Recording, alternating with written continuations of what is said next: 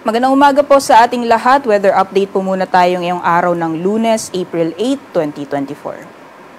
Sa kasalukuyan po ay patuloy pa rin ang pag-iral ng easterlies or ito po yung mainit na hangin na nanggagaling sa dagat Pasipiko sa malaking bahagi ng ating bansa.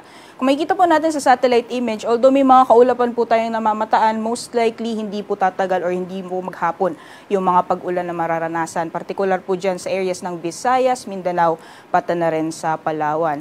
Samantalang kung makikita din po natin sa satellite image, may mga kaulapan din po tayong namamataan dito sa may silang bahagi ng Visayas. So most likely by tanghali, makakaranas po tayo ng mga pag-ulan, lalong-lalo na silang bahagi ng Kabisayan at Mindanao. Pero hindi naman po ito tatagal ng maghapon. So most likely by afternoon ay huhupa po yung mga pag-ulan. So asahan pa rin po natin magpapatuloy yung mainit na panahon ngayong araw sa malaking bahagi ng ating bansa. Diba na lamang yung mga tsansang isolated na mga pag-ulan. At sa ngayon po, wala naman tayong binabantayan na low pressure area o bagyo sa loob at labas ng ating Philippine Area of Responsibility. Sa magiging lagay ng panahon ngayong araw dito sa Luzon, magpapatuloy pa rin yung mainit at maalinsangang panahon at may mga tsansa pa rin ng mga isolated na mga pag-ulan. At asahan din po natin magpapatuloy o mararanasan pa rin natin yung matataas na mga maximum temperatures, lalong-lalo na dito sa Tugigaraw na posibleng umabot ng 37 degrees Celsius maximum temperatures. Para sa Lawag naman ay aabot ng 33 degrees Celsius, samantalang yung agwat ng temperatura para sa Metro Manila maglalaro mula 25 to 34 degrees Celsius.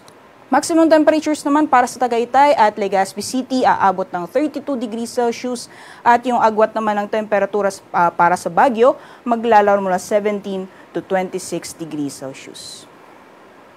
Gayon din yung magiging lagay ng panahon dito sa nalalamig bahagi ng ating bansa at gaya po ng nasabi natin kanina, may tsansa po na makakaranas ng mga pag-ulan pagdating ng tanghali sa areas po ng Eastern Visayas at Caraga. At hindi naman po ito tatagal, most likely by afternoon ay aaliwalas po ulit yung panahon.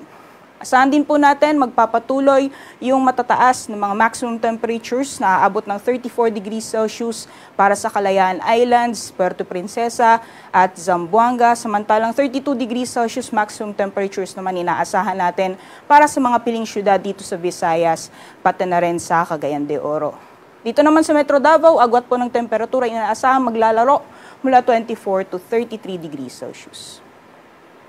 Sa kalagayan po ng ating karagatan, wala pa rin po tayong gale warning na nakataas sa anumang baybayin ng ating bansa. Asahan pa rin po natin yung banayad hanggang sa katamtaman ng mga pag-alon, kaya malaya pa rin po mga kapalaot yung ating mga kabayan na may mga maliit na sakyang pandagat.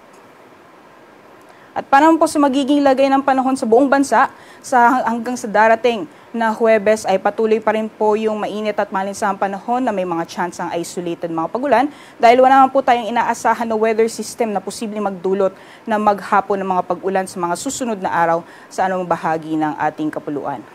Kaya naman hanggang sa darating na Thursday ay asahan po natin magpapatuloy yung matataas or may init na mga maximum temperatures. For Metro Manila yung temperatura po natin maglalaro mula 24 to 35 degrees Celsius, 17 to 26 para sa Baguio City at sa Legazpi naman maglalaro mula 24 to 33 degrees Celsius.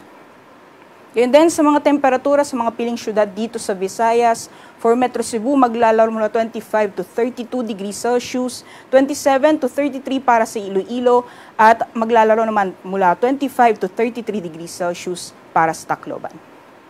Gayon din sa magiging lagay ng panahon at mga temperatura dito sa mga piling syudad para sa Mindanao. For Metro Davao yung temperatura maglalaro mula 24 to 33 degrees Celsius, Cagayan de Oro 24 to 32 at sa Zamboanga naman maglalaro mula 25 to 34 degrees Celsius. Kaya naman dahil sa mga susunod na araw ay patuloy pa rin pong mararanasan yung mainit na panahon sa malaking bahagi ng ating bansa.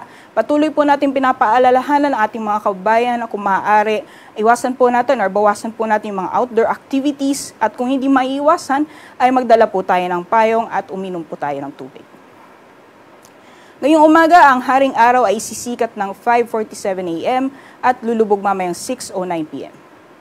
Para sa karagdagang impormasyon, bisitahin lamang po ang aming social media accounts at ang aming website pag-asa.dust.gov.ph. At yan lamang po latest mula dito sa Pag-asa Weather Forecasting Center. Magandang umaga po, ako po si Rhea Torres.